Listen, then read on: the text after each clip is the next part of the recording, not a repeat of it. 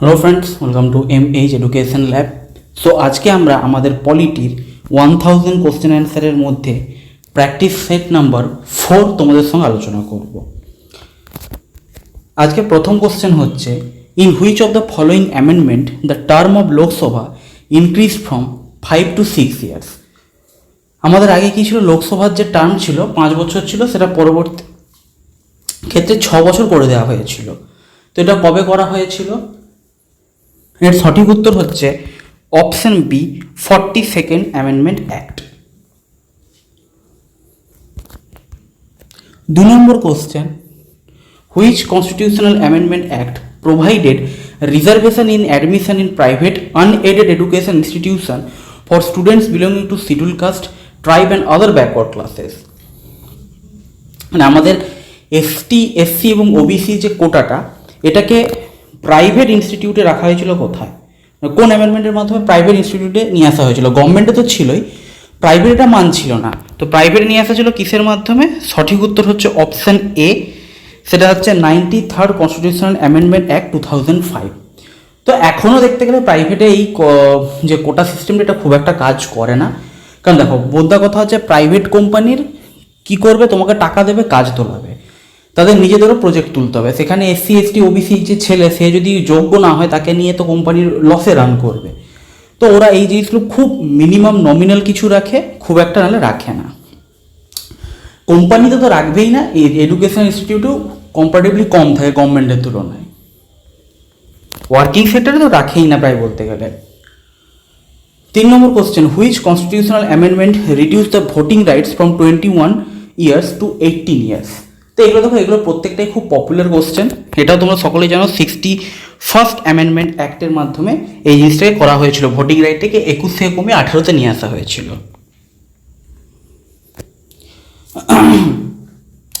4 নম্বর question, under which constitutional amendment bill 4 languages Bodo, Dogri, Maithili and Santali are added in the 8th schedule of the Indian constitution. তো এই language related যে অ্যামেন্ডমেন্টগুলো আছে, এগুলো মনে রাখবে। আমাদের টোটাল কতগুলো আছে? টোটাল হচ্ছে আমাদের 22টা ল্যাঙ্গুয়েজকে অফিসিয়াল ল্যাঙ্গুয়েজ হিসেবে রেকগনাইজ করা হয়েছে। তো এগুলো কোন ল্যাঙ্গুয়েজটা কোন ইয়ারগুলোতে পেয়েছিল, রেকগনিশন পেয়েছিল, এটা তোমাদের মনে রাখতে হবে। তো এটা হচ্ছে সঠিক উত্তর কি হবে? এটার সঠিক উত্তর হয়ে যাবে তোমাদের option B, 92nd constitutional amendment অ্যাক্টের মাধ্যমে বোডো, ডোগরি, মৈথিলি এবং সাঁওতালি এরা অ্যাড করা হয়েছিল। 5 নম্বর question, in which constitutional amendment act and authoritative text of the constitution in Hindi was provided for the people of India by the president. Constitution of ইন্ডিয়াতে একটা হিন্দিতে একটা টেক্সট প্রোভাইড করা হয়েছিল কোন কনস্টিটিউশন অ্যামেন্ডমেন্ট অ্যাক্টের মাধ্যমে? যেটা প্রেসিডেন্ট প্রোভাইড করবে, রাষ্ট্রপতি প্রোভাইড করবেন।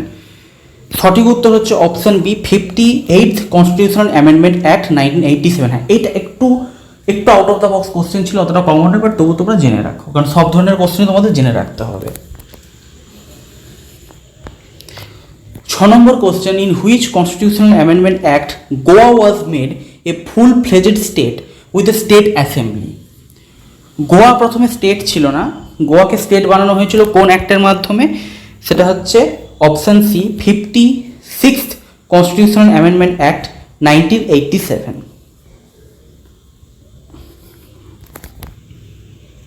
ব্যাক করে গেলাম।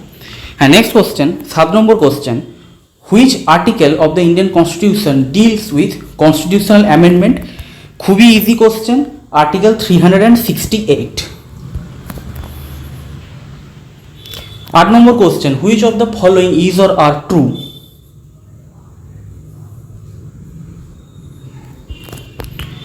সঠিক উত্তর হচ্ছে অপশন এ, 2 and 3। কি বলা হয়েছে দেখো, যে article 27 prohibits levy of tax and fees. আর হচ্ছে দেখো, এটা প্রহিবিট মানে কি, তোমার এটা একমাত্র গভর্নমেন্ট করতে পারে, এমন নয় যে মানে প্রহিবিট মানে এমন নয় যে তোমাকে ট্যাক্স দিতেই পারে না, তা নয়, গভর্নমেন্ট দিতে পারে, অন্য কেউ দিতে পারে। যেটা আগের দিন তোমাদের বলছিলাম, যে তোলা যেটাকে বলা হয়, বেআইনি চাঁদা, সেটা নয়।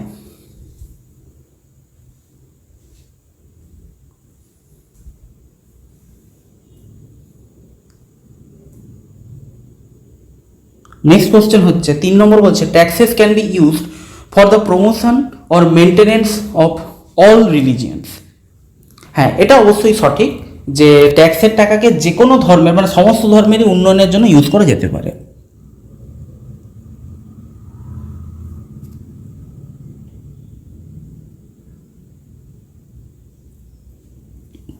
দেখো এখানে কি বলা হয়েছে একটা এতে এক্সপ্লেনেশনে কি বলা হয়েছে জিনিসটা একটু দেখে নাও। আর্টিকেল 28-এ কী লেখা থাকে দেখো, আমাদের এডুকেশনাল ইনস্টিটিউটগুলোকে 4 রকম ভাগে ভাগ করা হয়। অপশান এ হচ্ছে institution wholly maintain by state, মানে পুরোপুরি হচ্ছে স্টেট গভর্নমেন্ট এটাকে কী করবে, মেনটেন করবে। এক্ষেত্রে কি হয়, religious instruction is completely prohibited, কোনো রকম রিলিজিয়াস ইনস্ট্রাকশন এখানে দেওয়া যায় না, মানে কোনো ধর্মের ব্যাপারে কিছু এখানে বলা যাবে না, পার্টিকুলার ধর্মের, পুরোপুরিভাবে ধর্মনিরপেক্ষ হবে। এটা কোনগুলো হয়, এটা হচ্ছে তোমরা বলতে পারো বিভিন্ন যে জেলা স্কুলগুলো হয় বিভিন্ন জায়গায়, সে জেলা স্কুলগুলো হচ্ছে পুরোপুরি স্টেট ওন্ড, তো সেখানে এই জিনিসগুলো হয়। নেক্সট হচ্ছে option B, institutions administered by state বা established under any endowment of trust.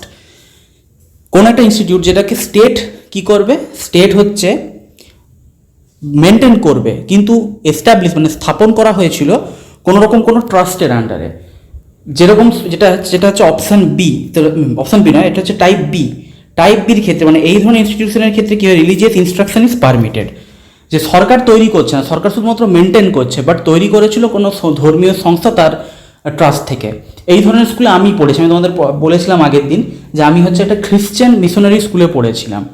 তো এখানে কি হয়, পুরোপুরি নর্মাল স্কুলের মতোই ব্যাপার স্যাপার, এখানে সমস্ত টিচাররা থাকেন তারা গভর্নমেন্টের তরফ থেকেই টাকা পান, গভর্নমেন্টই সমস্ত কিছু করে, কিন্তু কি এস্টাবলিশ করার সময় হচ্ছে খ্রিশ্চান মিশনারি যে সংস্থা ছিল, ডায়াসিস ছিল, তারা টাকা দিয়েছিল, এবং স্কুলটা কিছুটা হচ্ছে তোমাদের তাদের আন্ডারে আসে, তাদের কাছে কিছু ফান্ডিং টান্ডিং পাওয়া যায়। তো এই সমস্ত স্কুলের ক্ষেত্রে কি রিলিজিয়াস ইনস্ট্রাকশন কিছু কিছু থাকে, যেটা আমি তোমাদের আগের দিনও বলেছিলাম যে আমাদের স্কুলে কি হতো, যিনি হেড স্যার ছিলেন ওনাকে কী হতো, খ্রিস্ট ধর্মের দীক্ষা নিতে হতো। এমন নয় যে পুরো নাম ধাম চেঞ্জ করে পুরো খ্রিস্টান হয়ে যেতে হবে, তা নয়, জাস্ট একটা মানে এমনি দীক্ষা নিতে হয়। এবং আমাদের হচ্ছে অ্যাসেম্বলিতে মানে প্রার্থনা যেটা বলা হয় সেখানে বাইবেল পাঠ করা হয়। মানে এখানে নর্মালি তোমরা বলতে পারো আমাদের ধর্মনিরপেক্ষতে কেন বাইবেল পাঠ করা হবে, এমনি নর্মাল কিছু করা হবে, কোনো একটা পার্টিকুলার ধর্মের কেন জিনিস পাঠ করা হচ্ছে না, এই ধরনের ইনস্টিটিউশনের ক্ষেত্রে এটা অ্যালাউ থাকে। এটা হচ্ছে এক ধরনের রিলিজিয়াস ইনস্ট্রাকশন, মানে বাইবেল পাঠ করা হচ্ছে। নেক্সট হচ্ছে সি আর ডি এর ক্ষেত্রে কি বলা হচ্ছে, institutions recognised by state and institutions receiving aid from state. মানে একটা হচ্ছে স্টেট এমনি রেকগনিশন দিয়ে রেখেছে, আর একটা হচ্ছে স্টেটের তরফ থেকে তারা ফান্ডিং পাচ্ছে। এই দুটোর ক্ষেত্রে কী হবে, religious instruction is permitted on a voluntary basis, মানে রিলিজিয়াস ইনস্ট্রাকশন এখানে পারমিট করা আছে, বাট ওনার ভাবে ইচ্ছা করলে, ইচ্ছা হলে করতে পারে, না করলে না করতে পারে, কোনো প্রবলেম নেই, ভলান্টারি বেসিসে। তো ঠিক আছে, এই ধরনের আর্টিকেল 28-এ টোটাল 4 ধরনের ইনস্টিটিউশনের কথা এখানে বলা হয়েছে। 9 নম্বর question, which of the following is an exception to rule of equality before law enshrined in article 14। আচ্ছা, এই কোশ্চেনটা আমি আগের দিন তোমাদের সেটে ছিল, বাট আমি আগের দিনে হচ্ছে খুব একটা ডিটেলস আলোচনা করতে পারিনি, কারণ আগের দিন আমাদের ক্লাসটা অনেক লেন্দি হয়ে যাচ্ছিল। তো আজকে বলে দিচ্ছি, এর উত্তরটা তোমাদের হয়তো খেয়াল আছে। সঠিক উত্তর হচ্ছে অপশান সি 1 and 2, যে publication in a newspaper of a substantially true report of any proceedings of parliament. And article 31C-তে কি বলা হয়েছে, যে আমাদের যে আর্টিকেল 31C-তে বলে দেওয়া হয়েছে যে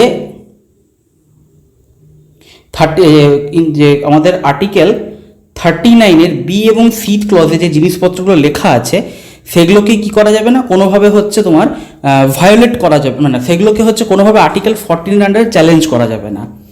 এবার আর্টিকেল 39B এবং সি এর মধ্যে কি লেখা আছে, আর্টিকেল 39B এবং সি এর মধ্যে আগের দিন তোমাদের কিছুটা আমি আগের দিন মানে বলিনি, একদমই বলিনি, যে আমাদের হচ্ছে সমস্ত এখানে বলে দিচ্ছি আর্টিকেল 39B এবং সি এর মধ্যে বেসিক্যালি লেখা আছে যে আমাদের যত ধরনের মেটেরিয়াল রিসোর্সেস থাকবে সেগুলোর যে ওনারশিপ বা কন্ট্রোল হবে সেটাকে এমনভাবে, মানে মালিকানা সত্ত্ব সেটাকে এমনভাবে দেওয়া হবে যেন সার্বজনীন উন্নয়ন হয়, সবার উন্নয়ন হয়, পার্টিকুলার কোনো একটা ক্লাসের নয়। এবং 39C-তেও কিন্তু কথাটা সেরকমই বলা হয়েছে যে ইকোনমিক সিস্টেম এমনভাবে কাজ করবে যেন ওয়েলথ কখনো কোথাও কনসেন্ট্রেটেড না হয়। System does not result in concentration of wealth, মানে সম্পত্তি যেন কোনো একটা পার্টিকুলার জায়গায় গিয়ে পুঞ্জীভূত না হয়ে যায়। মানে এটা কিছুটা এইরকম, যেটা তোমাদের আমি কিছুটা এতে বলেছিলাম, প্রিএম্বলের ক্ষেত্রে বলেছিলাম, আমাদের এখানে একটা জিনিস থাকে, টার্ম থাকে ইকোনমিক জাস্টিস।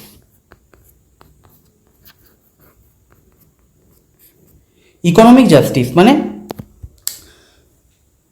যার ইনকাম বেশি তাকে বেশি ট্যাক্স দিতে হবে, যার ইনকাম কম তাকে কম ট্যাক্স দেওয়া হবে, যাতে আমার কী হয় সম্পত্তিটা সমানভাবে বন্টন হয় এবং সার্বজনীন উন্নয়ন হয়। কারণ যার ইনকাম অলরেডি অনেক বেশি তার কাছ থেকে বেশি ট্যাক্স নিয়ে সরকার কি করবে, সেই টাকাটাকে গরিবদের উন্নয়নের জন্য ব্যবহার করবে এবং একটা পার্টিকুলার স্কেল অফ পে অবধি কী হয় তোমাকে কোনো ট্যাক্স দিতে হয় না। এবার এখানে তুমি কি করতে পারবে না, আর্টিকেল 14-এর আন্ডারে তুমি সেখানে কেস করতে পারবে না। আজকে তোমার আম্বানি গিয়ে বললো যে ইকুয়ালিটি মানে রাইট টু ইকুয়ালিটি, সবাই সমান, তাহলে আমি কেন বেশি ট্যাক্স দেবো? আমার ইনকাম বেশি হতে পারে, আমার যোগ্যতা আছে, আমি নিজের যোগ্যতায় টাকা ইনকাম করছি, আমি কেন ট্যাক্স বেশি দেবো? আমার ট্যাক্স বেশি দেবো না, সবাই সমান, রাইট টু ইকুয়ালিটি, আমিও সমান ট্যাক্স দেবো, এটা তুমি বলতে পারো না। এটাই হচ্ছে আর্টিকেল 31C এ বলা হয়েছে। ওকে, এবং এটা হচ্ছে তোমার এই জন্যই বলা যায় যে আর্টিকেল 14-এর এক্সেপশন কোনটা, এবং এটা শুধুমাত্র আর্টিকেল 14 নয়, এটা হচ্ছে আর্টিকেল 19-এরও এক্সেপশন বলতে পারো। আর্টিকেল 19ও এখানে খাটানো যায় না। আর্টিকেল 14 এবং আর্টিকেল 19 দুটোর মধ্যে কোনোটাই এখানে করা যায় না, লাগানো যায় না যদি আর্টিকেল 13 বি এবং সি প্রয়োগ করা হয়। 10 নম্বর question, which of the following is or are true. আগের দিন এই কোশ্চেনটা আমি অ্যাকচুয়ালি তোমাদের মানে বলতে পারিনি, কারণ ক্লাসটা অনেক লেন্দি হয়ে গিয়েছিল, আরও অনেক কোশ্চেন বোঝানো হচ্ছিল, ওই জন্য আমি আগের দিনই ঠিক করে নিয়েছিলাম যে এই কোশ্চেনটা আমি পরের দিন সেটে রাখবো, পরের দিন ভালো করে বুঝিয়ে দেবো, কারণ বোঝানোরও একটা বড় ব্যাপার। কারণ আমি দেখেছি থিওরি ক্লাসের তুলনায় এরকম এমসিকিউর মাধ্যমে তোমাদের যদি থিওরিটা বোঝানো হয় স্টুডেন্টরা বেশি অ্যাকসেপ্ট করে জিনিসটাকে। তো এখানে সঠিক উত্তর হচ্ছে অপশান ডি, নাইদার 1 or 2। কেন বলছে, the word Hindus in articles 25 does not include Sikhs or Jains or Buddhist. হ্যাঁ, এটা ঠিক নয়। অ্যাকচুয়ালি আমাদের আর্টিকেল 25-এ যে জিনিসটা বলা হয়েছে যে কি, যে all the persons are equally entitled to freedom of conscience and right to freely profess, practise and propagate religion. যে কোনো ধর্মকে তারা কী করতে পারে, গ্রহণ করতে পারে, সেটাকে প্র্যাকটিস করতে পারে এবং সেটাকে প্রচার করতে পারে ফ্রিলি। অবভিয়াসলি কাউকে জোর করে কনভার্ট করে দিলাম সেটা নয়, সে ফ্রিলি সেটা করতেই পারে, প্রচার করতেই পারে। ঠিক আছে, আজকে তুমি যদি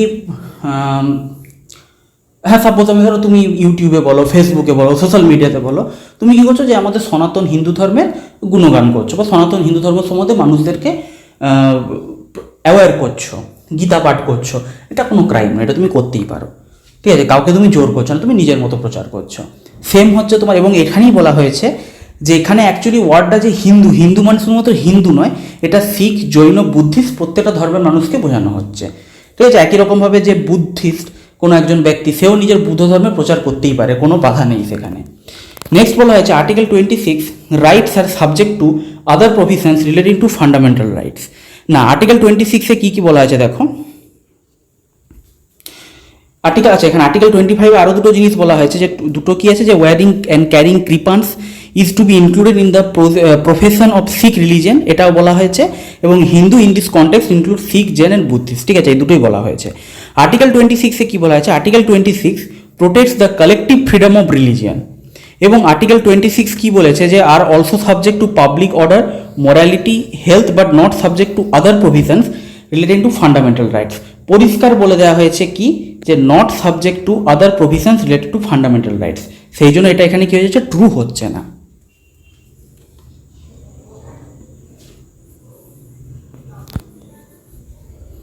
article rights are subject to public morality, order and health, মানে কি বললাম, যে কাউকে জোর করে তুমি ধর্ম প্রচার করতে পারো না, তুমি কাউকে ডিস্টার্ব না করে নিজের মতো করে তুমি নিজের ধর্ম প্রচার করো, কোনো ব্যাপার না। কিন্তু কেউ রাস্তাতে আছে, তাকে জোর করে চল চল তুই অন্য ধর্মে চল, হিন্দু হবি চল, হিন্দুতে কনভার্ট হবি চল, ধরে তুমি নিয়ে চলো, এরকমটা ঠিক নয়, এটা করা যাবে না।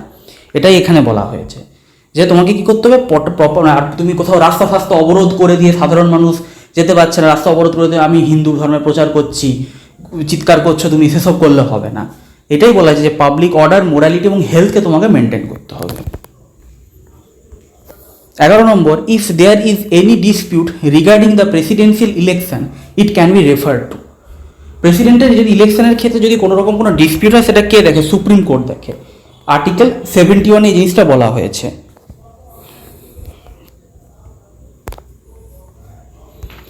12 number question, which of the following president was appeared before Supreme Court when Supreme Court was hearing election dispute the president.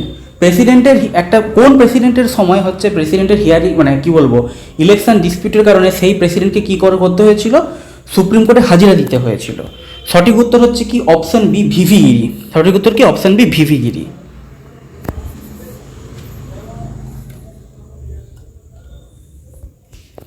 13 নম্বর question, the president holds office for a term of 5 years from date on. কবে থেকে, যবে থেকে ঢুকবে তবে থেকে। Option C which he enters upon his office or hold his office. যবে থেকে যে ডেট থেকে তার অফিস হোল্ড করবে সেই ডেট থেকেই 5 বছরের জন্য সে নিজের অফিসে থাকবে।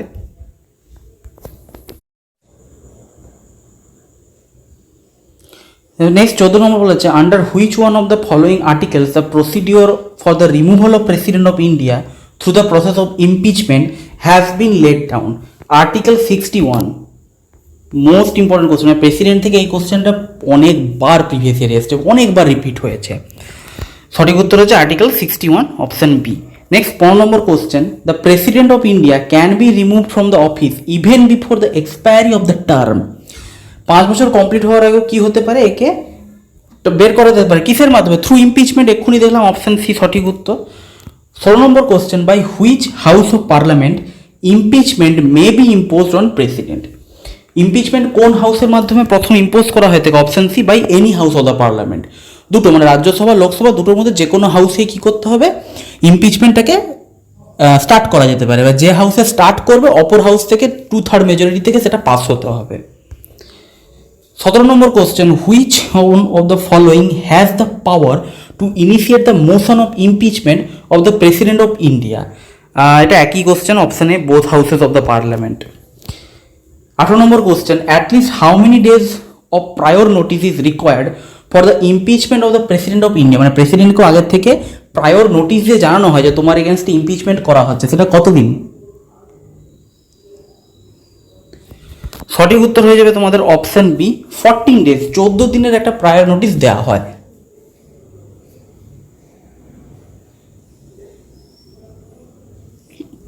নেক্সট 19 নম্বর question, the procedure of impeachment of president of India is.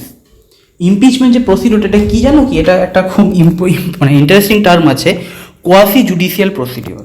Option A সঠিক উত্তর হয়ে যাচ্ছে এখানে, কোয়াসি জুডিশিয়াল প্রসিডিওর। মানে পুরোপুরি জুডিশিয়াল নয়, কোয়াসি জুডিশিয়াল। 20 নম্বর question, which of the following is or are true. দেখো ইজ অর আর ট্রুগুলো আমি আবারও বলে দিচ্ছি, তোমরা ভিডিওটা পজ করে একটু অপশনগুলো পড়ে নিও, তারপর তোমরা অ্যান্সারটা দেখে নাও। আমি সরাসরি অ্যান্সারে চলে যাচ্ছি। সঠিক উত্তর যাবে এখানে option B 1 and 2। Children can work in family business but after school hours. Obviously এটা কিন্তু তোমরা জানো না হয়তো, চাইল্ড লেবার পুরোপুরিভাবে ইললিগেল নয় এখন বলা, কারণ প্রথমে করা হয়েছিল ইললিগেল, কিন্তু তারপরে বিভিন্ন কনসিডারেশনে দেখা গেছে যে অনেক জায়গাতে কি হচ্ছে যে বাড়ির অবস্থা খুবই খারাপ, এবং ছেলেমেয়েরা যে শুধু চাইল্ড লেবার করছে তা নয়, ছেলেমেয়েরা অনেক সময় হয়তো অ্যাকচুয়ালি তার বাবা মাকে হেল্প করছে। মানে তার বাবা মারই হয়তো দোকান বা বাবা মাই হয়তো চাষের কাজ করছে, সেখানে তার ছেলেমেয়েটাকে হেল্প করছে। তাই সেক্ষেত্রে স্পেশাল পারমিশন দিয়েছে কোর্ট কি, যে তুমি করতে পারো ফ্যামিলি বিজনেসে, তখন পরিষ্কার বলে দিয়েছে ফ্যামিলি বিজনেসে তুমি কাজ করতে পারো বাট আফটার স্কুল আওয়ার্স। বাইরে বাইরে নয়, বেশিরভাগ মানে বাইরে কোথাও নয়, ফ্যামিলি বিজনেসে তুমি হেল্প করতে পারো বাট স্কুলের পরে। 2 নম্বর হচ্ছে, employing children below 14 years in hotels is band.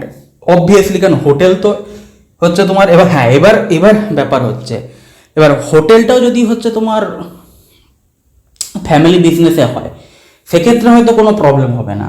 হোটেলটাই তোমার হয়তো বাবার হোটেল, বাবার হোটেল হলে সেখানে বাবার হোটেল থাকলে কোন ছেলেকে সেখানে কাজ করাবে? সে অবশ্যই তার ছেলে মেয়েকে পড়াশোনাই করাবে, বাবা যদি হোটেল তৈরি করার মতো ফাইন্যান্সিয়াল কন্ডিশন থাকে।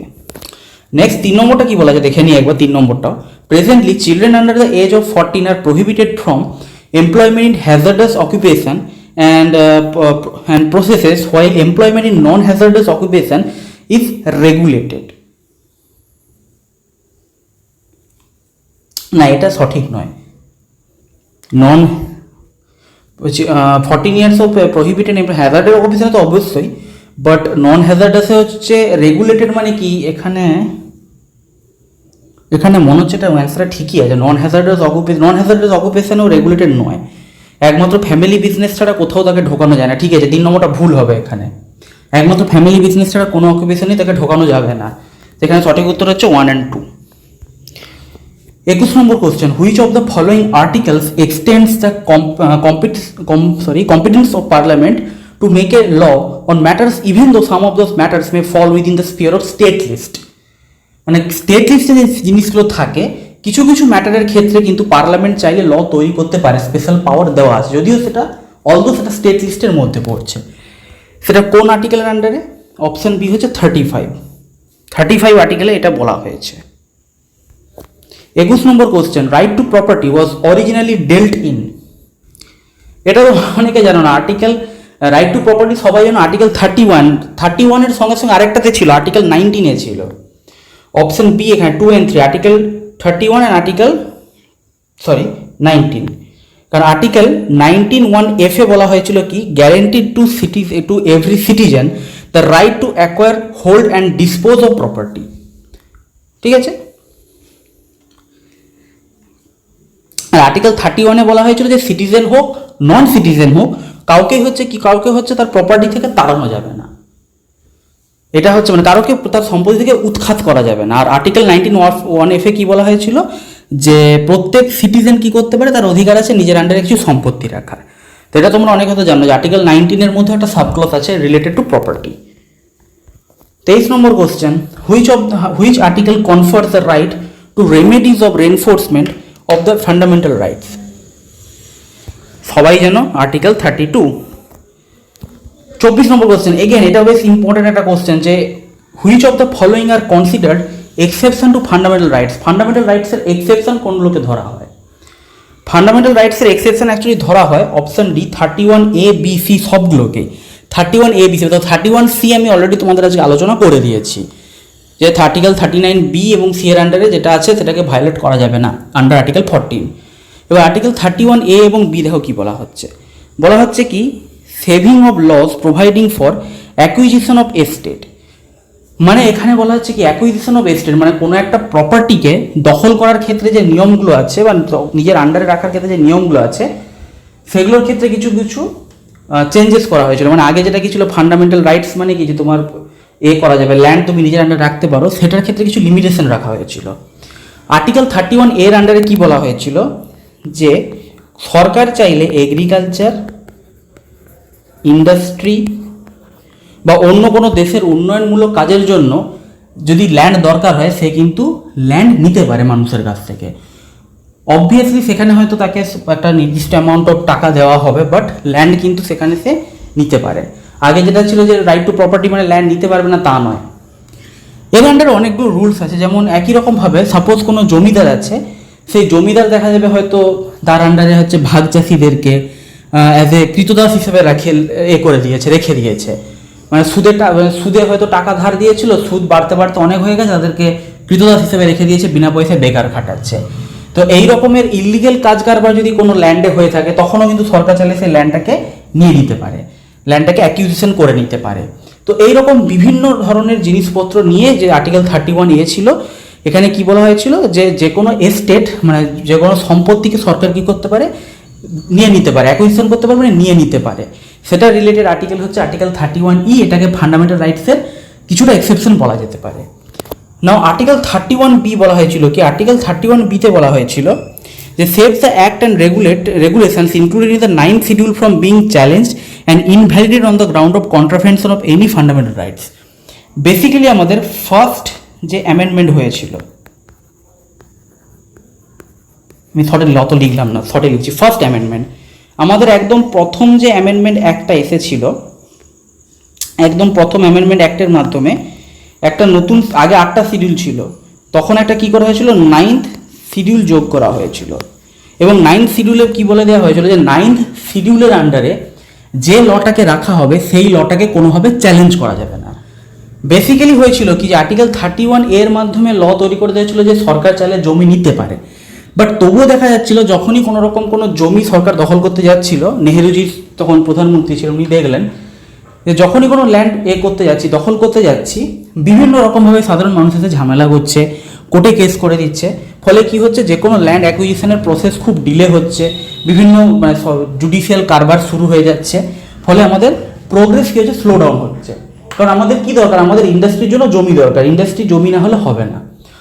তখন বেসিক্যালি উনি 9 শিডিউল তৈরি করেছিলেন কি ওই জমি অধিকারের যে এটা যে মানে রাইট টু প্রপার্টি, যেটা যে তোমার গিয়ে কেস করে দিচ্ছে জমি দখল করতে গেলে, সেইটাকে ধরে কি করে দিয়েছিলেন 9 শিডিউলের মধ্যে ঢুকিয়ে দিয়েছিলেন এবং বলেছিলেন কি যে 9 শিডিউলে কোনো ল ঢুকিয়ে দিলে সেটাকে জুডিশিয়ালি চ্যালেঞ্জ করা যাবে না, কোর্টে মানুষ যেতে পারবে না।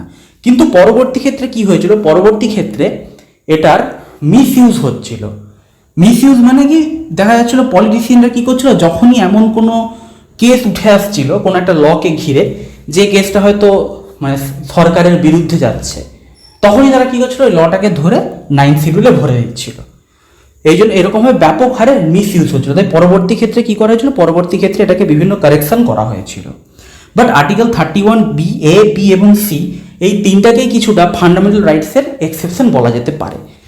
তাহলে বোঝা গেল 31A মানে হচ্ছে ওই বিভিন্ন ক্ষেত্রে দরকারে সরকার জমি নিয়ে নিতে পারে, কারো কাছ থেকে দখল করে নিতে পারে। 31B-তে হচ্ছে 9 শিডিউলের ব্যাপারটা, 31C-তে অলরেডি আলোচনা করে দিয়েছি। আজকে last but not list, which of the following R correctly matched. তো এখানে রিট সম্বন্ধে বলা হয়েছে, সঠিক উত্তর কি হবে, সঠিক উত্তর হয়ে যাবে অপশান A 2 and 3। স্ট্যাচুটরি মানে টু ফরবিড, ম্যান্ডামাস মানে উই কমান্ড, কোঅরেন্টো মানে বাই হোয়াট অথরিটি। ঠিক আছে, তো এই ছিল আজকের কোশ্চেন। যদি ভালো লেগে থাকে লাইক করো, শেয়ার করো বন্ধুদের সঙ্গে এবং চ্যানেলকে সাবস্ক্রাইব করে বেল আইকন প্রেস করে দাও। Thank you, have a nice day, all the best for all of your upcoming exams. Thank you.